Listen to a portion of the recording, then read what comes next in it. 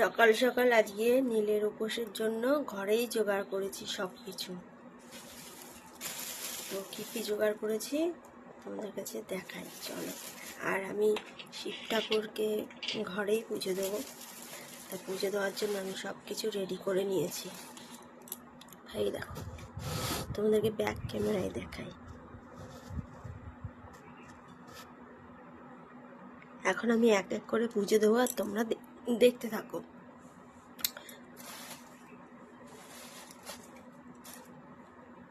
আর এই যে ডাব, গাছের ডাব, এই ডাবটাকে আমি কাটবো একটু।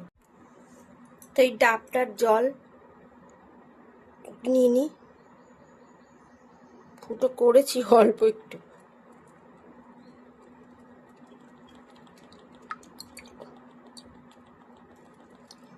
পড়ে যাচ্ছে তো অল্পই দেব।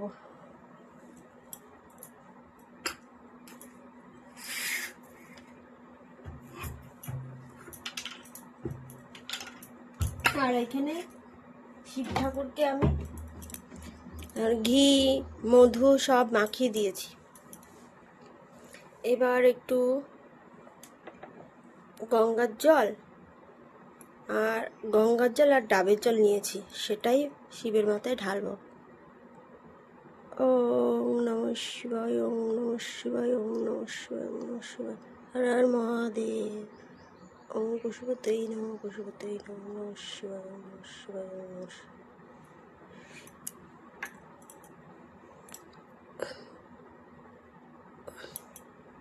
একটু চন্দন পরিয়ে দিলাম,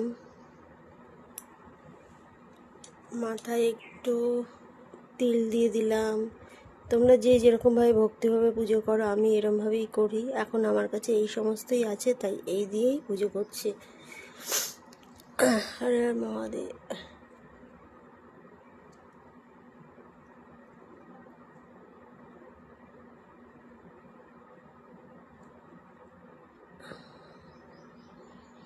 শিব ঠাকুরকে বেলপাতা না দিলে হয় না, কিন্তু আমার কাছে দেখো বেলপাতা আজকে একদমই তোমাদের দাদা বাড়িয়ে নেই, সকাল সকাল বেরিয়ে গেছে। তো কী করবো, ঠাকুর এতেই সন্তুষ্ট হও।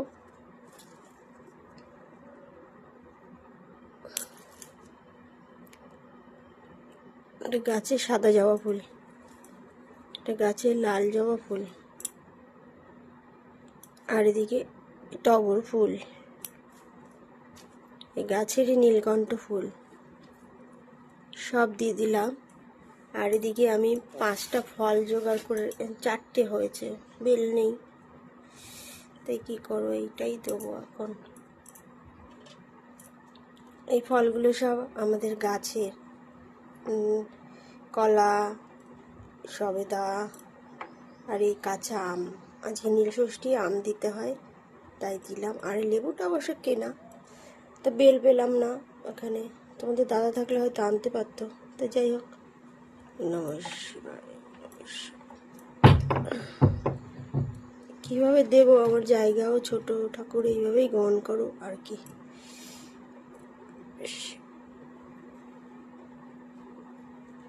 আমার জায়গা খুবই ছোট, পড়ছো কেন?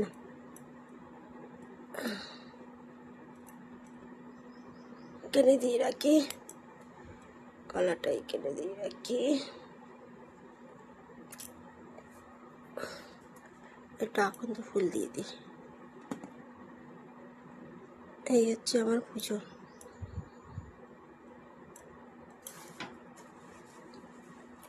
ও গোটা ছিল একটা, গাছেরই গোটাটা।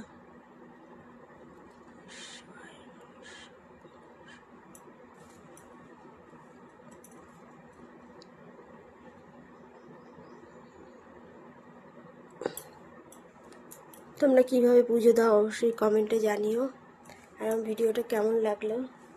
দেখো আমাদের গোপুসোনা বসে আছে, গোপুসোনাকে একটা দিই, নীলকণ্ঠ দিই।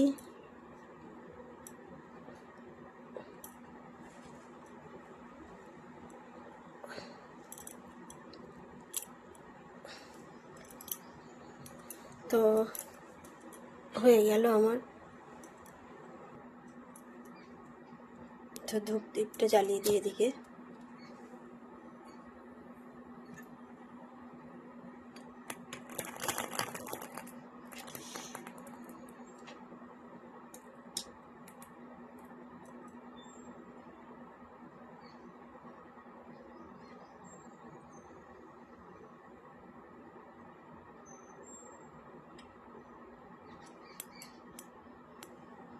হয়ে গেছে। এবার দেখো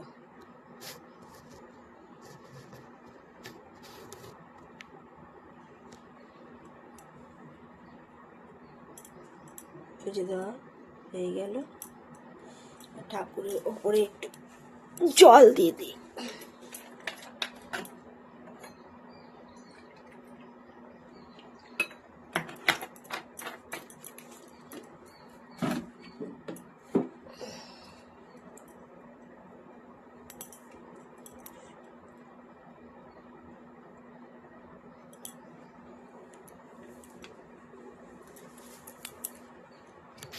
গোপালকে একটু ভোগটা নিবেদন করে দিই।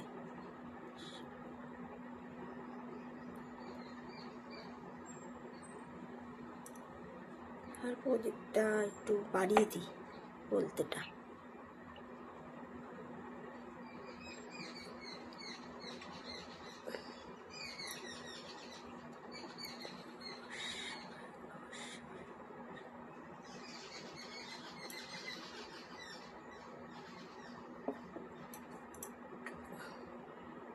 এই ঢাকনাটা দেওয়াতে যদি কিছু পরে ধরে ঠরে যাওয়ার ভয় থাকে না, তাই।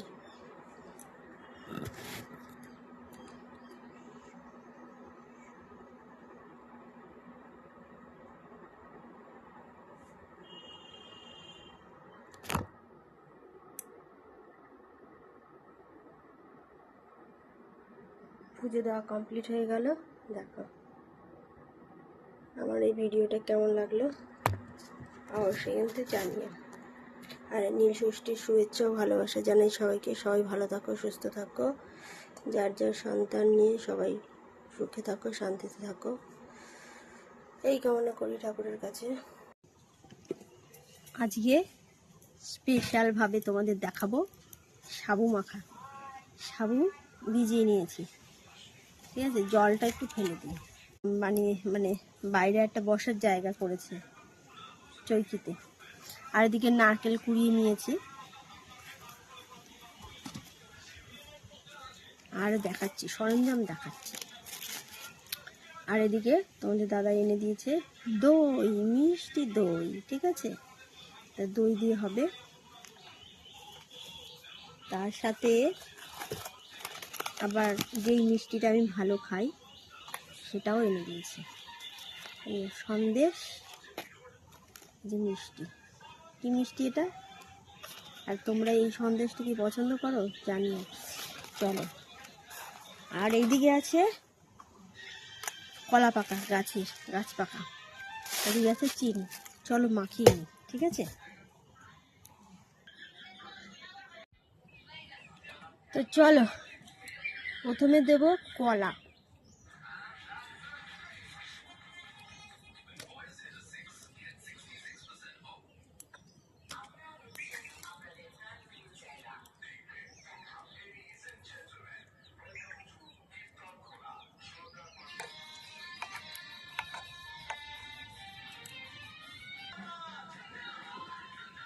দিয়ে দিয়েছি কলা।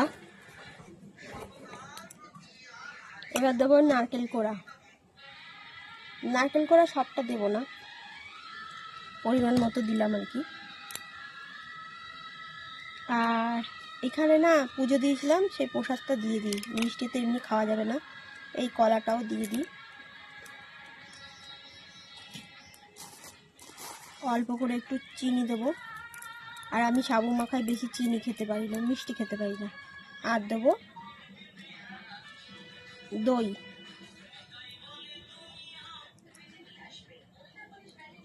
ব্যাস।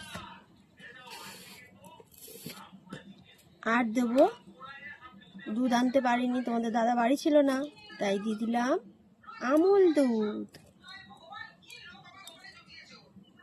ব্যাস। এইবার ভালো করে মেখে নেব।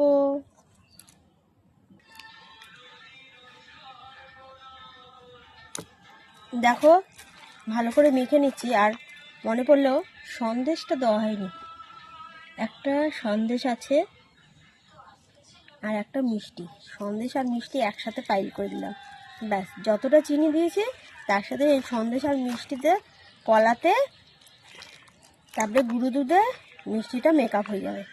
এর থেকে আর আমি বেশি মিষ্টি দেবো না, কেন বেশি মিষ্টি হলে না সাবু মাখা খাওয়া যায় না, আর এখন তো বেশি মিষ্টি খাওয়াও উচিত না।